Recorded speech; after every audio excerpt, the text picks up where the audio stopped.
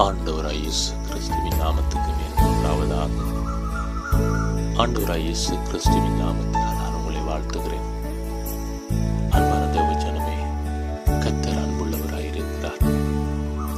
அவர் எங்களை விட்டு மாறாத தெய்வமாயிருக்கிறார்.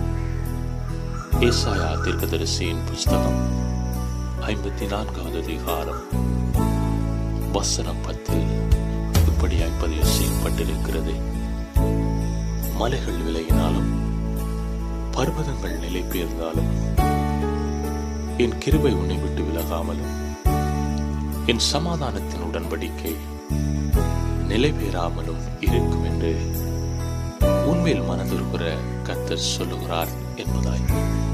அன்பான தேவஜனமே, கர்த்தர் எங்களோடு இருக்கிறவராயிருக்கிறார். நாங்கள் நம்பி இருக்கிற மனுஷர்கள் எங்களை விட்டு பிரிந்து போகலாம், எங்களை ஏமாற்றலாம், எங்களை புறக்கணிக்கலாம். கர்த்தர் எங்களை விட்டு மாறாதவராயிருக்கிறார். கர்த்தர் எங்களோடு இருக்கிற தெய்வமாயிருக்கிறார்.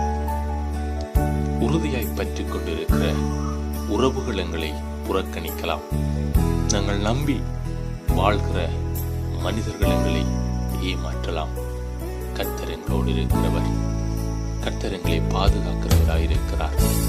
கர்த்தர் அன்புள்ளவராயிருக்கிறார். கர்த்தர் நல்லவராயிருக்கிறார்.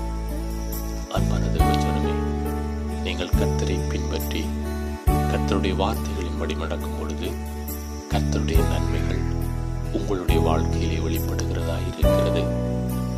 ஆண்டவராய் இயேசு கிறிஸ்து இன்றைய நாளில் உங்களை ஆசீர்வதித்து உங்களை பாதுகாப்பாராக. God bless you.